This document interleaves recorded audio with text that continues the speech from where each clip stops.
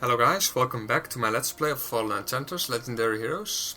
We are about to attack the final boss of the Master Quest. To do this we have created a very strong army. It consists of our Sovereign, 2 Storm Dragons, 3 Dragon Hunters and 3 Dragon Archers. Now all of those Dragon Archers and Dragon Hunters have weapons with gold enchantments, so they should deal a little bit more damage against this particular boss because he is vulnerable to cold. The Storm Dragons are normal dragons, so they should do fairly well. They have a lot of hit points, a lot of attack, a lot of defense.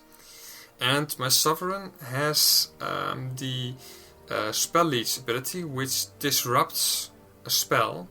So hopefully we'll be able to prevent this final boss from casting the spell that allows him to heal up.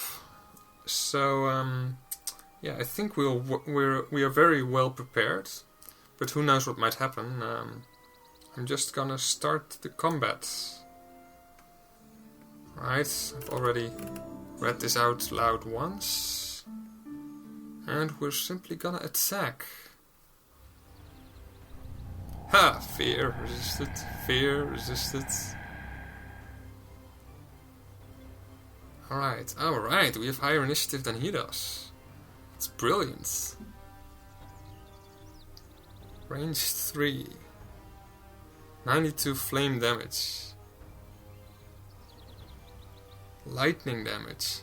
Dear lord, these guys are better than I imagined. I actually didn't take a good look at them. I mean, they're dragons. They were the only kind of dragon that I could get anyway. So, but damn, they look promising. What would do the most damage? Let me just check out this. His fire resistance is pretty high up there. His defense as well. So about 40 defense and 50 resistance to fire. So we would deal 46 damage with this particular attack. Lightning, it's also resistant to, I think. No, it isn't. Alright, good. In that case I might... Well, 28 is not that much. And my normal attack would be 91, which will actually deal most damage. So I'm gonna go with that. That will also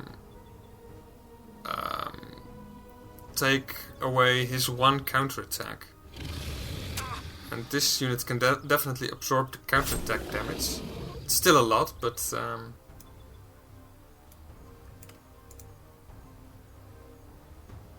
I actually kind of consider the dragons to be expendable. It's not really fair to them, I suppose. 30 critical, nice. No counterattack, of course. If I attack him... well, that's about 17 times 3 is 30, is 51 damage. So I'm gonna double that with the double strike ability.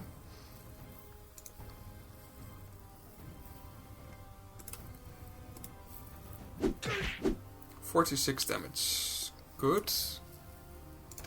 Let's do the same with these guys. Wow, this is going great. We haven't even used the archer units yet. We've already got him at 25%, but now... Alright, he's preparing to cast. So the boss is gonna start being annoying. We've seen it happen before. So this is the time when I want to cast Spell Leech. Please don't resist. Damn, he resisted. Alright, this is still gonna be a bit scary, but I think with all the units that can attack him, we should be fine, regardless. Yeah, look at this.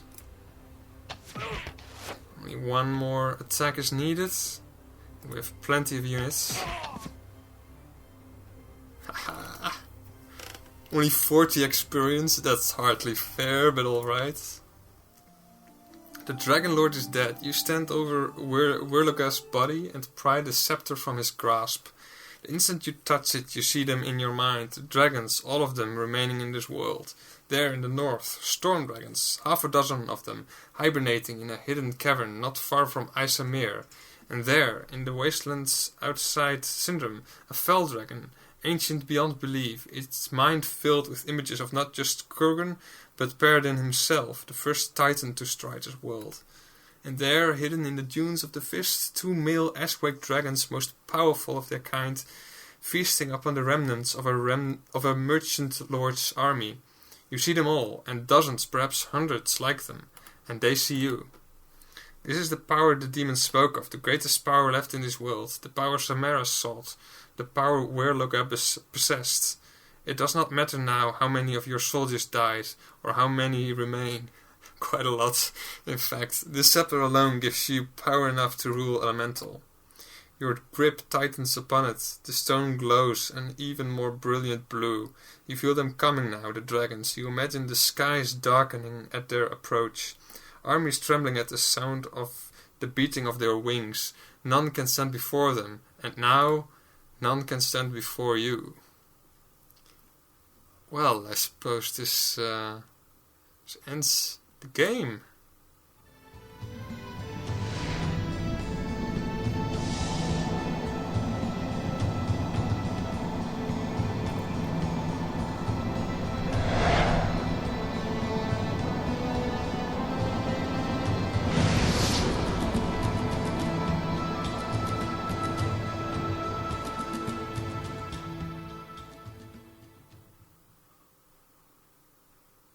Alright. Through the Scepter of Dominion you can feel the connection with all the creatures of Elemental. With it, no enemy can stand against Warren. The age of war is past, and now Lady Lucidia is free to shape Elemental to her will. Yeah, right. Great. This is actually the first time I think that I completed the Master Quest in the Fallen Enchanters, Legendary Heroes game. So this is new for me. It's a very interesting quest. The final combat was in fact a lot easier than I would have expected. Of course I had units that were very well suited to take on the final boss. I think even with the 2 dragons, the 2 storm dragons that I had, I would have been able to defeat him. Perhaps not. Perhaps I overestimate those creatures, but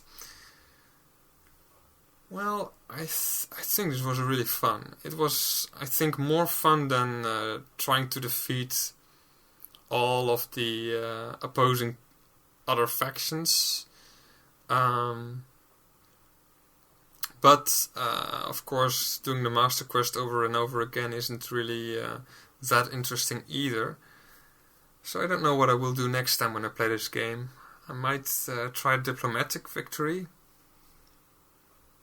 Or Spell of Making I've already done once. It's not really that special. It's just a lot of building. Yeah. So let's just take a look at the scores.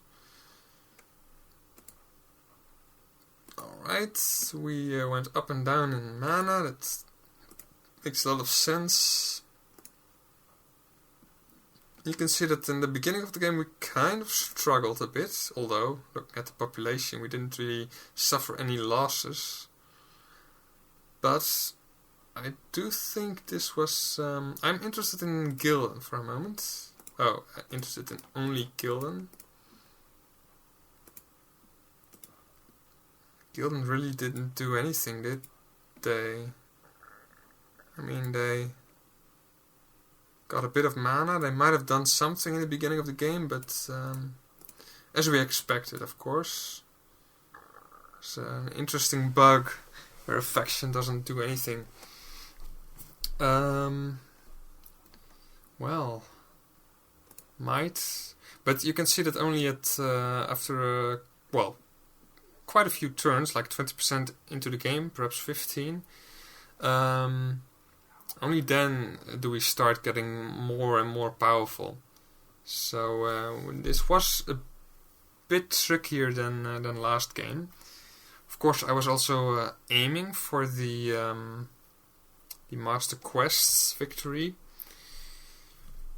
It's kind of depended on how hard it would have been to defend myself against the other factions, but that proved pretty easy. I mean, Rezon had declared war at me once, but well, she was never really in a position to do anything. Well, Kraxis has always been a threat, a little bit, and Paradin as well, but and then there is Kulen, no, Umber. Umber has always been quite a far distance away, so they really haven't been a threat to me, but they were quite powerful for a long time. Yeah, well, go to the next screen, I think. That is interesting. We're not even the most powerful ranking. I've got that ranking for quite a few times now, but yeah, this time I didn't get it. So, Dreadlord Kurgan. Alright, so that's Kurgan. He's most powerful of the Titans, maker of Imperium, slayer of Paradin.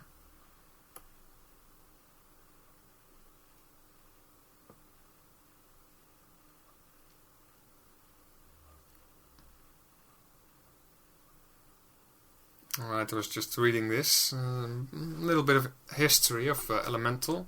Very interesting. Yeah, Master Quest victory, nice. We did well. Took us long enough, 85 years times 4 seasons, so about 380 turns. That's quite a few turns. But a lot of them I just kept clicking the next turn button just because I was waiting for something, so... well, alright. So, I think I will call this Let's Play to a close now. Thank you guys for watching, and hopefully I will see you in my next Let's Play. I'm planning to do a Let's Play of Eodor Genesis. That's a much more... it's a game that's much more focused on strategy and really important strategic decisions. This game is more about like customization and designing cool units and trying to defeat the most powerful opponents you can find. But well, both games are really fun to play, and well, I hope you will join me in my next Let's Play. So thank you guys for watching, and see you then.